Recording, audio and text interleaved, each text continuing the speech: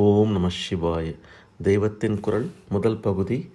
வேதரட்சணம் ஏன் ஆயுட்காலத்துள்ளாக வேண்டும் என்ற தலைப்பில் மகா பெரியவா அவருடைய உரையின் தொடர்ச்சி. எந்த சப்தங்கள் சகல பிராணிகளுக்கும் இகபர நலன்களை தருமோ அவையே வேதங்களில் உள்ள மந்திரங்கள். இதை நம்பினால்தான் உண்டு. நம் காதுக்கும் கேட்காதது ரிஷிகளுக்கும் கேட்குமா என்று கேட்கலாகாது. நமக்கு தெரியாததை காண்கிற திவ்ய திருஷ்டி, நமக்கு கேளாததை கேட்கும் திவ்ய ஸ்ரோத்திரம் எல்லாமே உண்டு. இப்போது நம் பார்வை நம் கண்ணிலுள்ள லென்ஸை கொண்டு நடைபெறுகிறது. இந்த லென்ஸ் வேறு விதமாக இருந்தால் நாம் பார்ப்பதெல்லாம் வேறு விதமாக தெரியும். யோக சாதனையினால் இந்த திவ்ய சக்திகளை பெற முடியும். வேதத்தில் இருப்பவற்றை நம் கண்ணாலும் காதாலும் யுக்தியாலும் புத்தியாலும் பரீட்சிப்பது சரியல்ல. வாஸ்தவத்தில் நம் கண்ணுக்கும் காதுக்கும் புத்திக்கும் யுக்திக்கும் எட்டாததை சொல்லவே வேதம் இருக்கிறது.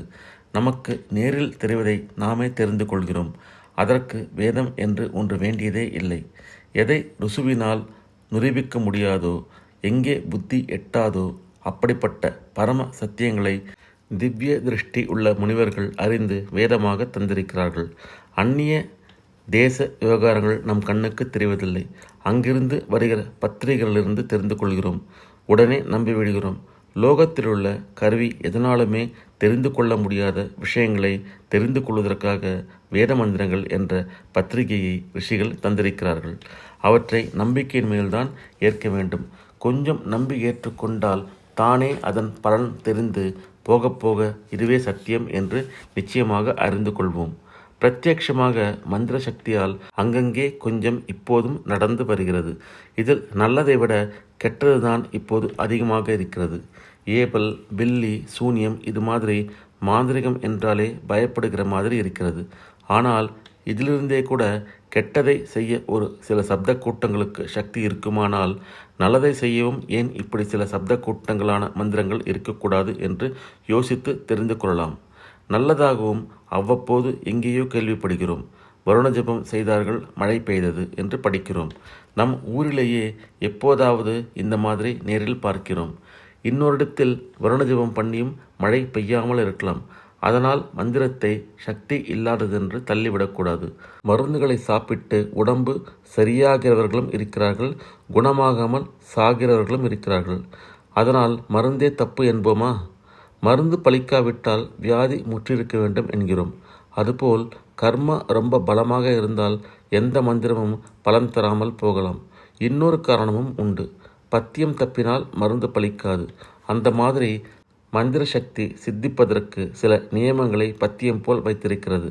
இந்த நியமங்களில் தப்பு வந்தால் மந்திரங்களிலிருந்து உத்தேச பலன் கிடைக்காது. யோகசாஸ்திரம் ஒரு சயின்ஸ். சயின்ஸ் பரிசோதனை செய்கிற லெபார்டரியில் இப்படி இருக்க வேண்டும் என்ற ரூலை மீறினால் நிஷ்பலனாகும் அல்லது விபரீதமாகும். மின்சாரத்தில் வேலை செய்யும் போது மரத்தில் நிற்க மாட்டேன், ரப்பர் உரை போட்டுக்கொள்ள மாட்டேன் என்றால் என்ன ஆவது? அப்படித்தான் யோகசாஸ்திரம் ஒரு சயின்ஸ் என்றால் அதன் விதிகளின்படி கேட்டுத்தான் ஆக வேண்டும். வருண ஜபம் பலிக்காத பல இடங்களில் நான் விசாரித்ததில் அளவன நியமம், அதாவது ஜபம் செய்கிறவர்கள் உப்பே சேர்த்து கொள்ளக்கூடாது என்கிற விதி சரியாக அனுஷ்டிக்கப்படவில்லை என்று தெரிந்து கொண்டிருக்கிறேன். மந்திர மகிமையில் பட்டமரம் கூட துளிர்க்கும் என்பதை திருவானைக்காவில் பிரத்யட்சமாக பார்த்தவர்கள் இருக்கிறார்கள். ஜம்பு என்கிற வெண் நாவல் மரம்தான் அங்கே ஸ்தல விருட்சம். அதனாலேயே அந்த ஊருக்கு ஜம்புகேஸ்வரம் என்று பெயர் இருக்கிறது. அங்கே இருந்த ஸ்தல விருட்சம் பட்டுப்போய் ஒரே ஒரு பட்டை தான் ஏதோ கொஞ்சம் உயிரை வைத்து கொண்டிருந்த ஒரு சமயத்தில் கானாடு காத்தான் செட்டியார்கள் திருப்பணி செய்தார்கள்.